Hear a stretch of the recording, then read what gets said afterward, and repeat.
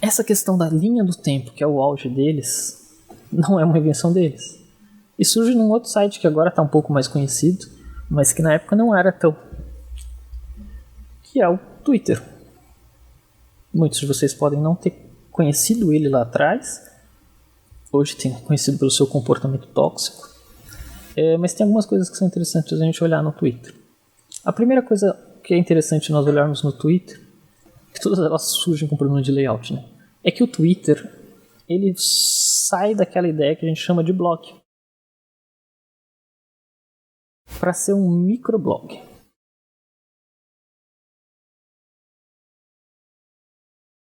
Conforme os servidores vão ficando mais em conta, os serviços de blog normalmente eram gratuitos para você criar suas páginas e vendiam alguma coisa para que você tivesse algumas funcionalidades a mais. Você começa a popularizar e ter muitos conteúdos. Muitos conteúdos. Então, começa a ficar meio que praticável uma pessoa acompanhar tudo isso.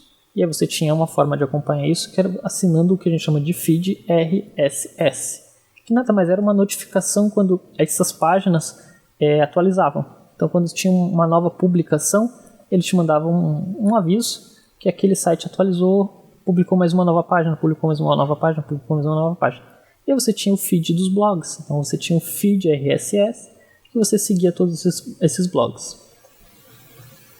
O Twitter, ele vai surgir com uma ideia que, para você conseguir seguir todas essas mini notícias, ele vai criar um microblog, onde você vai publicar como se fosse a manchete só, e aí depois você vai para dentro do blog e vê o que aconteceu.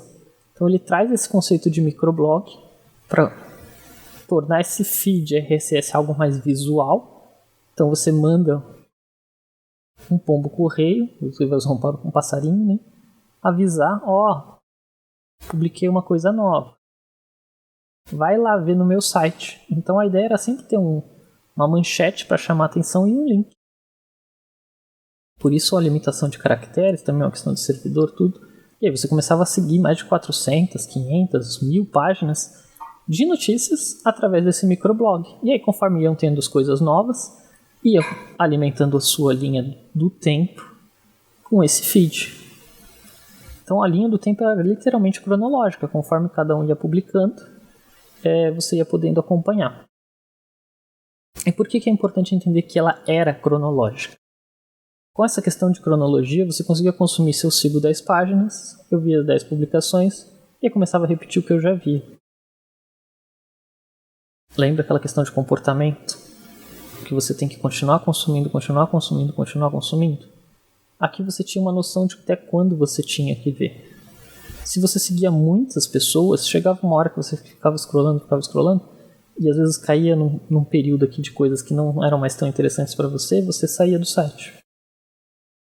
Então eles começaram a analisar esse tipo de comportamento, e aí o seu feed agora não vai ser, agora apesar de estar voltando algumas questões de feed, o seu feed não vai ser mais pelo que você segue, vai ser pelo que você tem interesse. Então ele começa a ver o que você gasta mais tempo e começa a pôr mais conteúdo relacionado a isso, para que você continue scrollando a página e continue vendo isso. Aí depois ele começa a ver as pessoas que você segue, o que elas fizeram, e ele vai começar a desenvolver essa questão de timeline.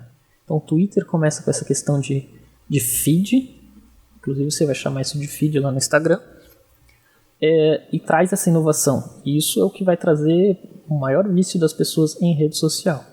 Depois eles também entendem que é necessário melhorar o layout, então você vê que é um comportamento recorrente nas redes sociais. Começar a organizar essa informação. O conceito básico de design é a organização da informação. Então você começa a ter a questão de trends, que são você começa a ter as tags, os assuntos mais comentados.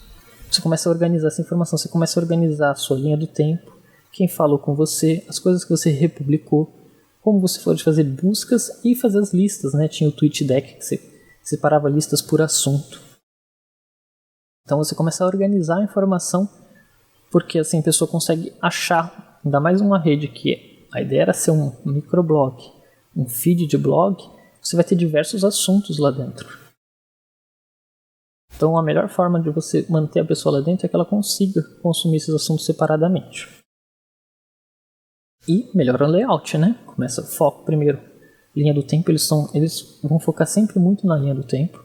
Então você vai ver isso lá no Facebook, não é à toa. Assim, o Facebook copiou daqui, jogou para lá e fez funcionar. Lembra a mensageria que você trocava? Agora você troca o seu comportamento de interagir com as pessoas para agora interagir com o que as pessoas estão falando. Isso também é uma mudança bem drástica. Agora a gente não fala mais com as pessoas, a gente vê o que as pessoas estão falando e do que elas estão falando.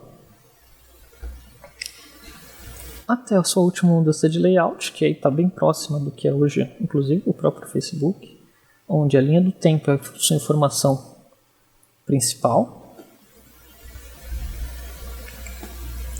o famoso 3 colunas, onde a coluna do meio é sempre 2 vezes maior que as laterais. O seu foco está aqui. Você pode ocultar essa aqui é a menos importante. Você normalmente oculta ela dependendo da dimensão da tela. Essa daqui também você oculta. E aí você tem o meio sempre com a informação infinita para que essa pessoa se perca. E fique aqui horas e horas e horas e horas.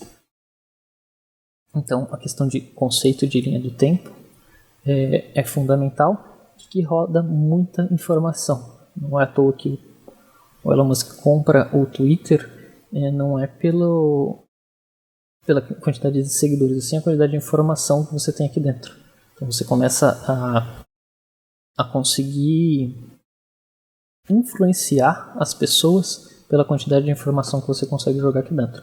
Uma rede bem tóxica no Brasil, no caso, porque as pessoas, 140 caracteres, as pessoas já não entendem, não leem grandes textos, agora tem mais caracteres, mas em pequenas frases você não consegue explicar muitas coisas, então essa questão de síntese é bem complicada, e a gente vê o comportamento nessa rede social ser diferente. Todas as redes sociais vão gerar comportamentos diferentes. Esse comportamento tóxico foi o que destruiu o Orkut, por exemplo. Começaram a hackear comunidades, a começar a tomar as administrações das comunidades, e aí só virou um spam gigante, descobriram que dava para ganhar dinheiro pela internet, e aí transformam aquilo numa feira livre e vira uma zona de comunidades que vendem alguma coisa que pode ser interessante, de coisas que não são interessantes, de pessoas querendo tirar vantagem em cima dos outros, pessoas roubando os outros e coisas ilícitas, mas que não fazem bem, e assim vai indo.